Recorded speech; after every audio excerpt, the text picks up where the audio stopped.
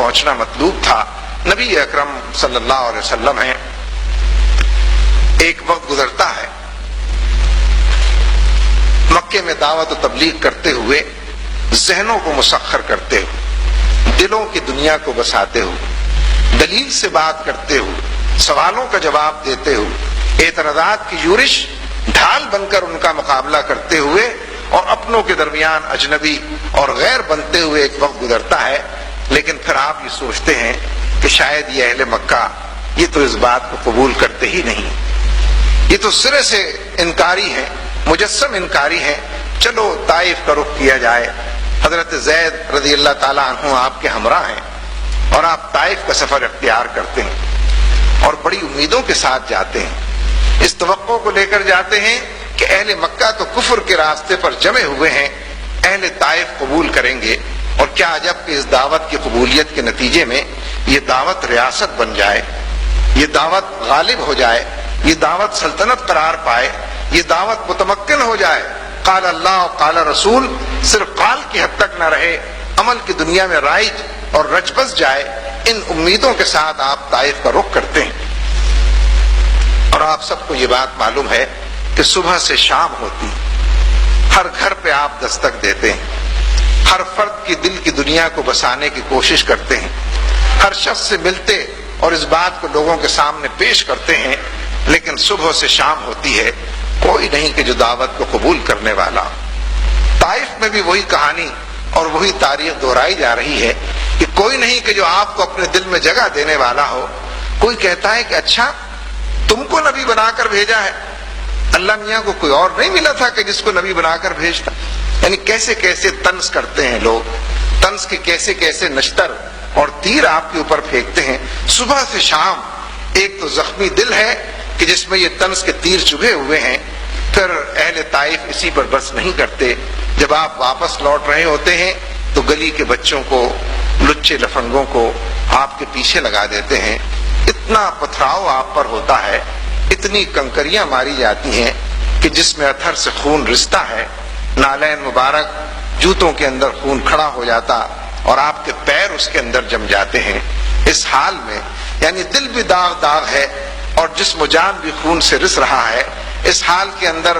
آپ ایک درخت کے نیچے سستانے کو بیٹھتے ہیں تاکہ حضرت جبریل امین تشریف لاتے ہیں اور فرماتے ہیں کہ اپنے ساتھ اس فرشتے کو لایا ہوں۔ کون سا فرشتہ؟ آپ ذرا اشارہ تو کیجئے، حکم تو دیجئے کہ یہ فرشتہ طائف کی بستی کو تہس نہس کر دے، جو دو پہاڑوں کے درمیان آباد ہے، ان دونوں پہاڑوں کو ملا دے کہ یہ بستی ریزہ ریزہ ہو جائے، اس لیے کہ آج اللہ تبارک و تعالیٰ بڑا غضبناک ہے کہ اس کا محبوب ترین بندہ اس طرح سے ستایا گیا ہے، خون میں نہلایا گیا ہے، پتھروں کی یورش اور بارش پہ چلایا گیا ہے، خالی ہاتھ لوٹایا گیا ہے، مجسم انکاری لوگوں کے درمیان کھڑا صبح سے شام اپنی کر رہا ہے۔ آج اللہ تبارک و تعالیٰ بہت غضبناک، آپ اشارہ کیجئے کہ اس بستی کو ختم کر دیا جائے اور تاریخ میں اس کو عبرت کا نشان بنا دیا جائے۔ کتنی اچھی سنہری پیشکش تھی، یہ تو گولڈن ہینڈ شیک سے بھی کوئی آگے کی چیز تھی کہ جنہوں نے ابھی اس کیفیت سے ہمکنار کیا ہے، ان سے انتقام لینے کا اور ان کو ان کے مقام تک پہنچانے کا سنہری اور نادر موقع ہاتھ آیا تھا۔ آپ حضرت جبریل امین کی زبانی اس پیشکش کو سنتے ہیں اور پھر فرماتے ہیں کہ نہیں، یہ نہیں تو ان کے بعد والے ایمان لے آئیں گے، یہ نہیں تو ان کی آئندہ نسلیں ایمان لے آئیں گی،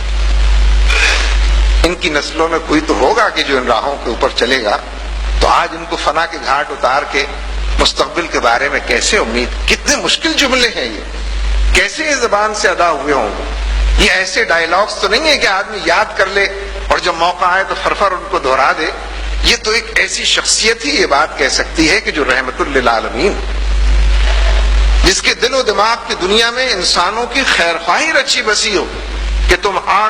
تم شمع پر پروانوں کی طرح گرے چلے جاتے ہو،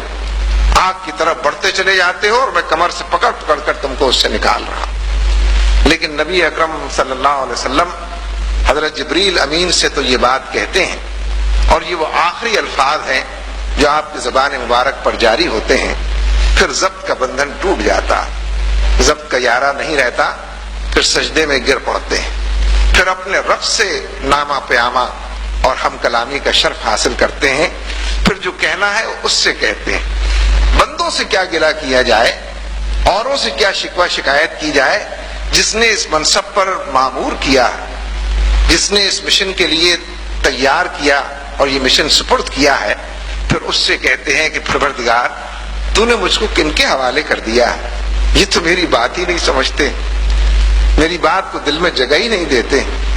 تو نے کن کے حوالے مجھ کو کر دیا، مکے میں رہوں تو یہ میری بات نہیں سمجھتے،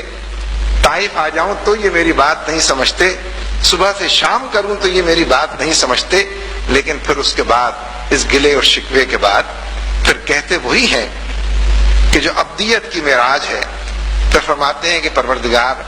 اگر تو اسی پر راضی اور خوش ہے تو میں بھی اس پر راضی اور خوش ہوں، میرا رب راضی ہے تو پھر سارا جگ راضی، یہ مجھے پتھر مارے تو میں راضی ہوں، یہ مجھے کانٹوں پر چلائیں تو میں راضی ہوں،